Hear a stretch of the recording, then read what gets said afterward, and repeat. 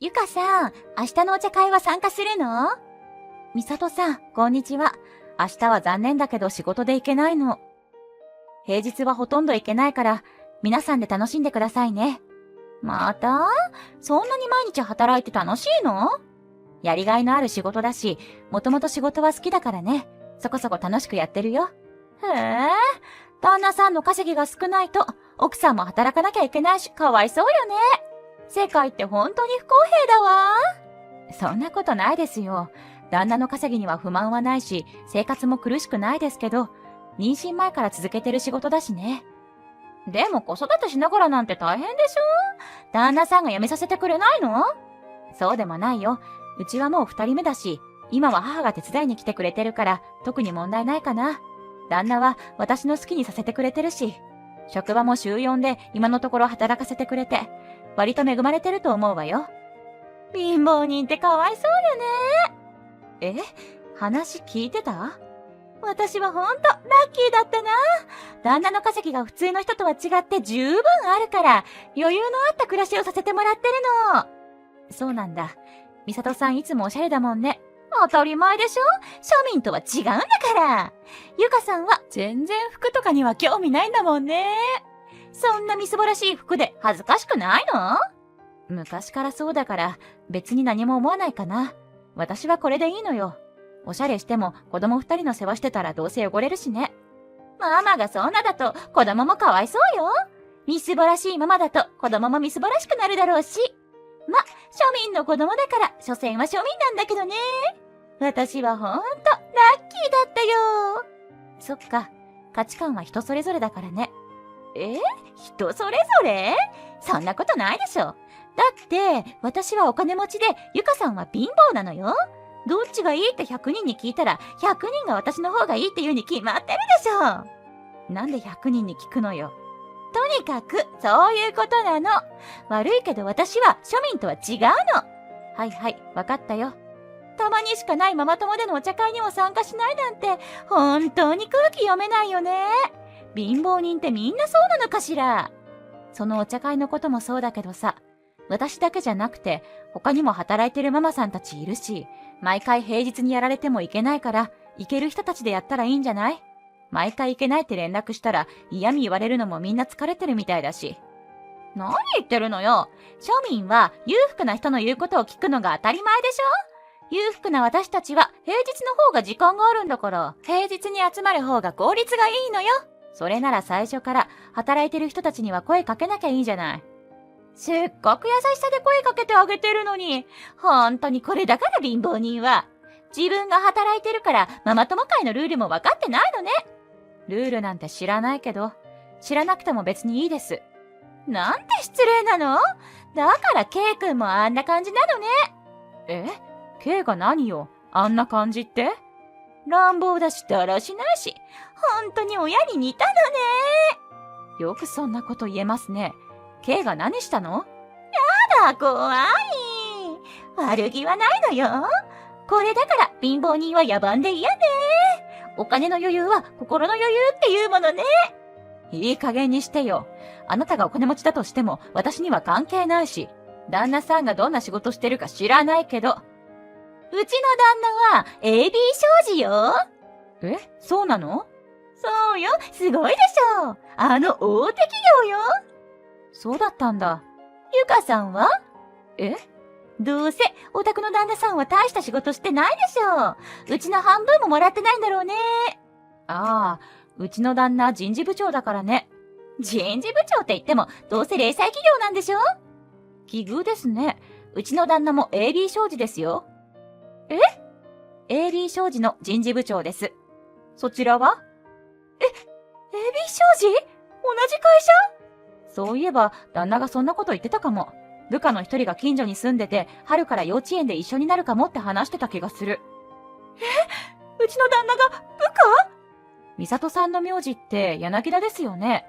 そうですけど。間違いないわ。今旦那に LINE で確認したから。みさとさんの旦那さんってうちの旦那の部下だったんですね。そんなに稼いでるって言ってましたけど、部下ってことはうちの旦那よりは少なそうですね。それ本当なの？本当に AB 商事で働いてる？しかも人事部長？嘘でしょ？本当ですよ。こんなことで嘘つく必要ありません。今までずっと言ってましたよね。お金持ちだって嘘だったんですね。そんなことないわよ。うちと同じ会社ってことはそこそこ稼いでるとは思いますけど、まさか金持ち自慢をしてる美里さんの旦那さんがうちの旦那の部下だとは思いませんでしたよ。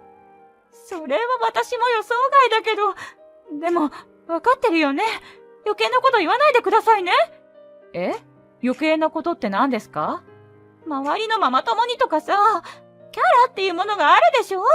だからやっぱりそういうのは私たちの間だけにしておいてくれない？なるほど。金持ち自慢の優雅な専業主婦の美里さんは、私の旦那の部下の奥さんだったってことを、周りのママ友に知られたくないってこと？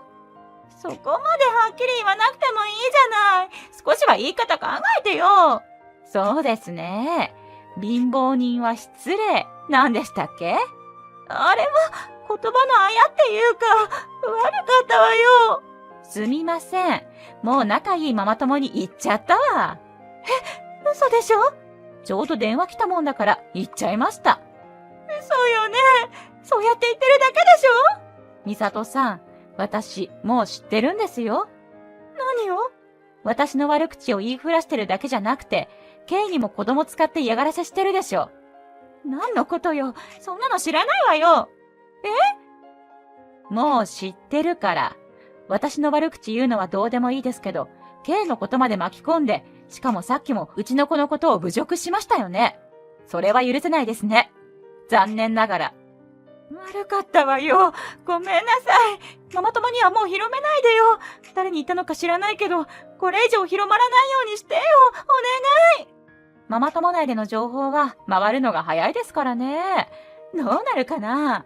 でもそんなことより、旦那に聞いたんですけど、美里さんの旦那さん、職場で愚痴ってるらしいですよ。私のこと？柳田さんが、奥さんはいつも少ない給料を全部ブランド品に使っちゃうから、なかなかたまらなくて、マイホームなんてまだまだ無理だって嘆いてるらしいですよ。全部ブランド品に使ってなんていないわよ。ほんの少しだけだし。旦那のお金だけじゃなくて、自分でも払ってるし。私には関係ないんですけど、旦那にも言っておきますから。何を？美里さんがどんな人かって、旦那にも言っておきます。なんでよ、うちの旦那にバレるじゃない。バレたらまずいことでもあるんですか？まずいことっていうか、そういうわけじゃないけど、近所で見栄張ってたのが旦那さんにバレたら恥ずかしいですよね。見栄張ってたわけじゃないけど、とにかくやめてください。お茶会とか毎回主催して、おしゃれなカフェとか行ってましたけど、それも本当は無理してたんですか？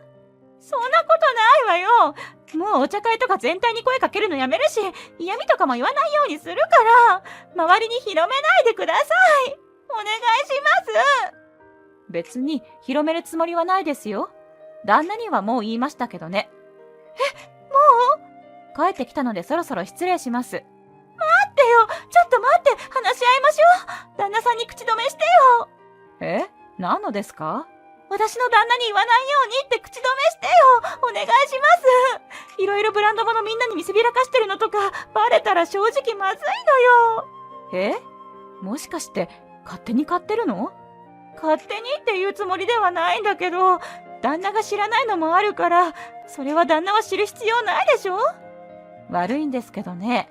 私も自分の息子に対してひどいこと言われたり、仲間外れにされたって聞いて、実は結構腹が立ってたんですよね。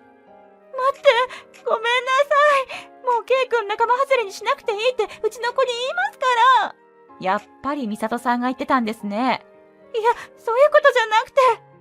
美里さんはもう子供じゃないんだから、見栄を張るために旦那さんに嘘なんてつかなくてよかったですよね。残念です。言うつもり？そこまでしなくていいでしょ？美里さんが近所のママ友に自分が金持ちだって自慢するためにブランド品を旦那さんに隠れて買ってたこと、バッチリ旦那に報告しときました。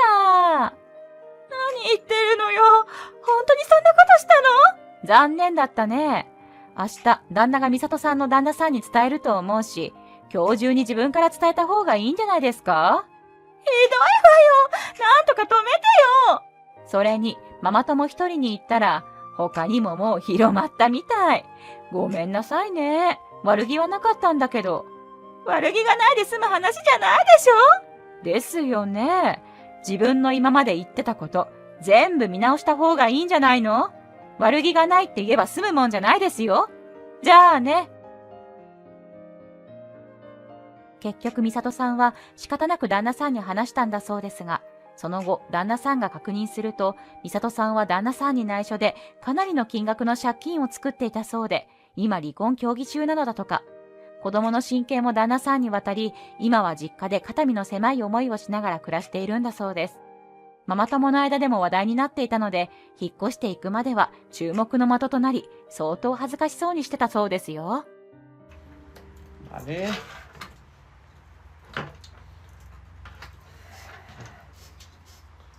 Madre del amor hermoso.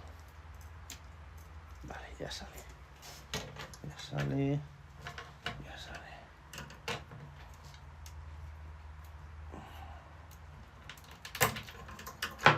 Mierda. De este lado no salió. Vale, ya salió. Entonces, ahora tenemos el chip aquí. A ver. Es que estos chips son más delicados que delicadín, ¿eh? Aquí tenemos el chip. Esperad que voy a... Epa, este chip está... Mírame y no me toque el cabrón. Que yo creo que este chip, tío, es... Este chip es... No sé por qué me da, pero es como un reemplazo que le han puesto o algo. Es como un reemplazo que le han puesto. Vale, aquí tenemos el chip. Entonces, ahora lo ideal... Esperad que lo ponga... Le ponga todas las patas a la misma altura. Tengo que sacarlo, madre del amor hermoso. Esto, lo ideal es... Con una lija muy fina y muy despacito ir...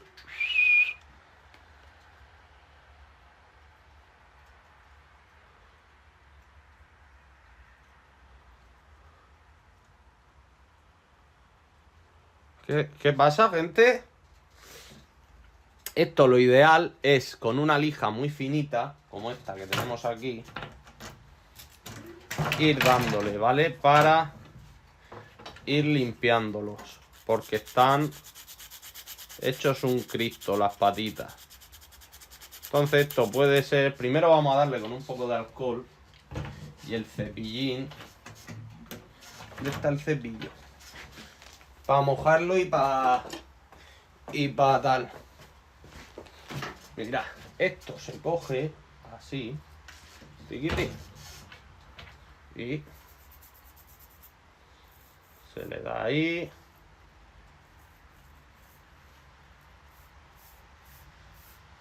Se le da ahí un poco para humedecer. Y ahora el froti froti. Muy despacito, sin hacer mucha presión. Pero para quitar, aunque sea, parte de esa basura superficial que llevan. Que no es poca. Que no es poca. Ahora me dijo que les diese así para abajo. Pero claro, es que esta lija... Vale, entonces muy despacito se le va dando. Se le va dando. Y se va limpiando un poco las patitas de los chips. Para que hagan mejor conexión. Luego se limpia el zócalo. Y esto hay que repetirlo con todos los chips estos que lleve. Todos los chips que lleve. Buah, esto la verdad es que esta placa está vieja, ¿eh? Esta plaquilla está vieja, pero bueno.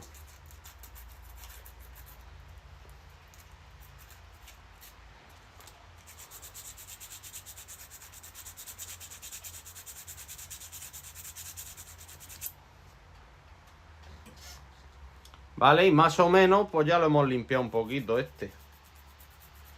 Y ahora pasamos con el siguiente. Esto no tiene por qué ser la solución, pero puede ser una solución. Esto nos lo dijo Lolo, el del templo de la arcade.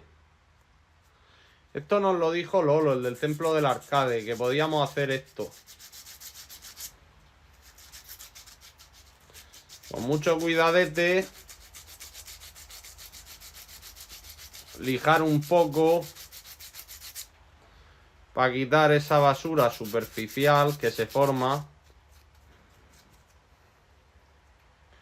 Intentad dejar los pines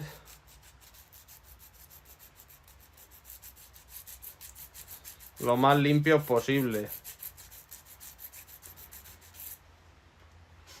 A ver, le voy a dar